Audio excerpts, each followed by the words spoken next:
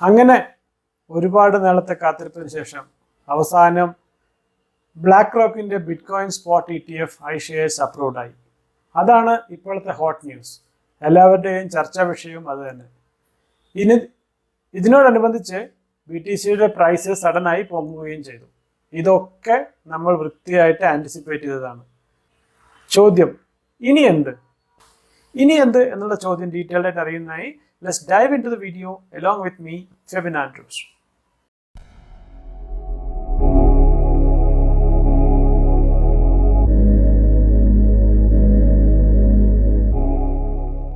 ഈ വീഡിയോയിൽ പറയുന്ന കാര്യങ്ങൾ തികച്ചും എഡ്യൂക്കേഷനും എൻ്റർടൈൻമെൻറ്റിനും വേണ്ടി മാത്രമുള്ളതാണ്.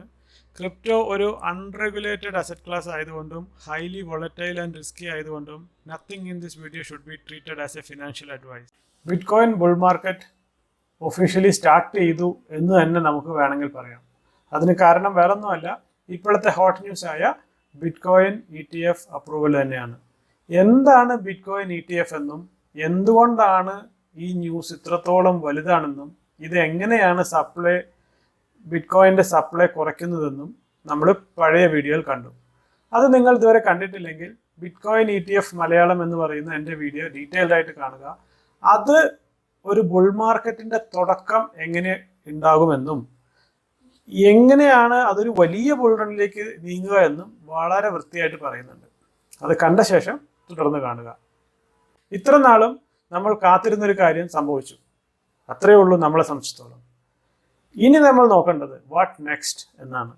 എപ്പോഴും ഒരു പടി മുൻകൂട്ടി ചിന്തിച്ച് അതിനനുസരിച്ച് പ്രവർത്തിച്ചാലേ we can reap the maximum benefit. അപ്പോൾ ഇനി നെക്സ്റ്റ് സ്റ്റെപ്പുകൾ എന്തൊക്കെയാണെന്നാണ് നമ്മൾ ഇവിടെ ഡിസ്കസ് ചെയ്യാൻ പോകുന്നത്. പ്രധാനമായും ബിറ്റ്കോയിൻ ETF പിന്നാലെ വരാൻ പോകുന്ന ബാക്കി ETFകൾ എന്തൊക്കെയാണ്, അതിനുള്ള സാധ്യത എത്രത്തോളമാണ്. ഒന്നാമതായിട്ട് നമുക്കറിയാം, ബിറ്റ്കോയിൻ എന്നുള്ള ലീഡിംഗ് ബ്ലോക്ക് ചെയിൻ കഴിഞ്ഞാൽ ഇൻഡസ്ട്രിയെ കൺട്രോൾ ചെയ്യാൻ കഴിവുള്ള നെക്സ്റ്റ് ബ്ലോക്ക് ചെയിൻ ആണ് എത്തീരിയം. അത് മാത്രമല്ല, എത്തീരിയമാണ് ഈ റിയൽ വേൾഡ് സെക്യൂരിറ്റീസിനെ ടോക്കണൈസ് ചെയ്യാൻ സഹായിക്കുന്ന ഒരു പ്രധാനപ്പെട്ട ബ്ലോക്ക് ചെയിൻ. ഈവൻ ബ്ലാക്ക് റോക്കിനും ഫിഡിലിറ്റിയും പോലെയുള്ള ഇൻവെസ്റ്റ്മെൻറ്റ് ഫേംസിനൊക്കെ റിയൽ വേൾഡ് സെക്യൂരിറ്റീസ് ടോക്കണൈസ് ചെയ്യാനുള്ള പ്രൊഡക്ട്സ് എത്തീരിയത്തിൽ ഓൾറെഡി ബിൽഡാക്കി കഴിഞ്ഞു. അതുകൊണ്ട് ബിറ്റ്കോയിൻ കഴിഞ്ഞാൽ ETF-ന് ഏറ്റവും അധികം സാധ്യതയുള്ളത് എത്തീരിയമാണ്. ഇത് ഗ്രേ സ്കെയിൽ പോലുള്ള സ്ഥാപനങ്ങൾ ഓൾറെഡി എത്തീരിയം ETF-ന് വേണ്ടി പണ്ടേ ഫയൽ ചെയ്തതാണ്. They are waiting for SEC reply. Ethereum കഴിഞ്ഞാൽ പിന്നെ ബാക്കി എല്ലാ കോയിനും ഏകദേശം ഒരേ സാധ്യതയാണ്. പക്ഷേ അതിൽ ഇത്തിരിയെങ്കിലും ഒരു ലീഡ് കിട്ടാൻ സാധ്യതയുള്ള ഒരു ട്രാക്ക് എന്ന് പറയുന്നത് ഇതിനു വേണ്ടി പരിശ്രമിച്ച കമ്പനികളുടെ പ്രൊഡക്റ്റുകൾ അല്ലെങ്കിൽ അവരുമായിട്ട് അസോസിയേറ്റ് ചെയ്തുള്ള പ്രൊജക്റ്റുകൾ കണ്ടുപിടിക്കുക എന്നുള്ളതാണ്. അത്തരത്തിലൊരു കമ്പനിയാണ് ഗ്രേ സ്കെയിൽ ഇൻവെസ്റ്റ്മെന്റ് ക്രിപ്റ്റോയിലെ അധികായന്മാരായ ഒരു ഫേമാണ്.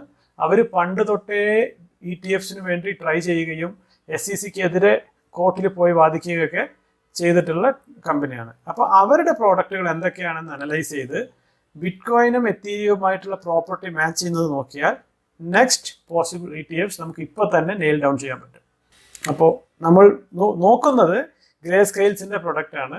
അതിൽ കണ്ടുവരുന്ന രണ്ട് മെയിൻ കോയിനുകളാണ്, ഒന്ന് ലൈറ്റ് കോയിനും ഒന്ന് എത്തീരിയം ക്ലാസിക്കും. ഇതിൻ്റെ പ്രത്യേകത എന്ന് പറയുന്നത് ലൈറ്റ് കോയിൻ എന്നുള്ളത് ബിറ്റ്കോയിൻ്റെ ഫോർക്കും എത്തീരിയം ക്ലാസിക് എന്നുള്ളത് എത്തീരിയത്തിൻ്റെ ഫോർക്കുമാണ്. അപ്പോൾ ബിറ്റ്കോയിനും എത്തീരിയവും ETF അപ്രൂവ്ഡ് ആയാൽ ഏറ്റവും അധികം സാധ്യതയുള്ളത് ഇത് രണ്ടിനുമാണ്. രണ്ട് കാരണങ്ങൾ കൊണ്ടാണ്. ഒന്ന്, ഇത് രണ്ട് ഫോർക്കാണ്, സോ പ്രോപ്പർട്ടീസ് എല്ലാം സിമിലർ ആണ്, it follow the same pattern.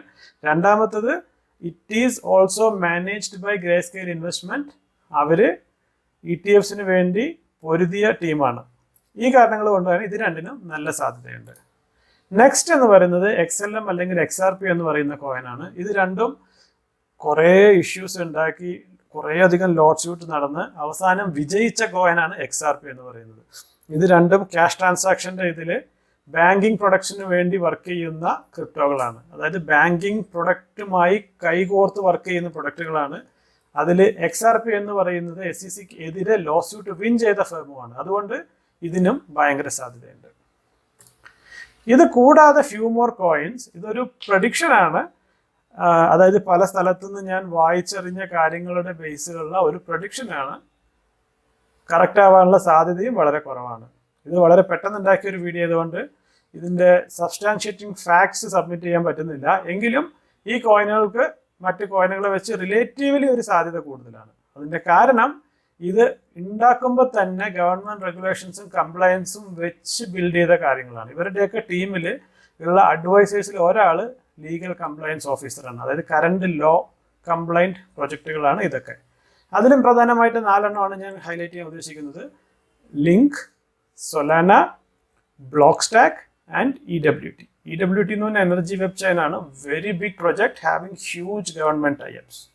Next generation ETF അപ്രൂവലിന് ഏറ്റവും അധികം സാധ്യതയുള്ള കോയിനുകളെ പരിചയപ്പെടുത്തി ഈ ഒരു ചെറിയ വീഡിയോ നിങ്ങൾക്ക് ഇഷ്ടമായെന്ന് വിശ്വസിക്കുന്നു. ഈ വീഡിയോ നിങ്ങൾക്ക് ഇഷ്ടമായെങ്കിൽ please like to this video and subscribe to this channel and share it with your friend who want to make it in crypto. Let's make it in this bull run.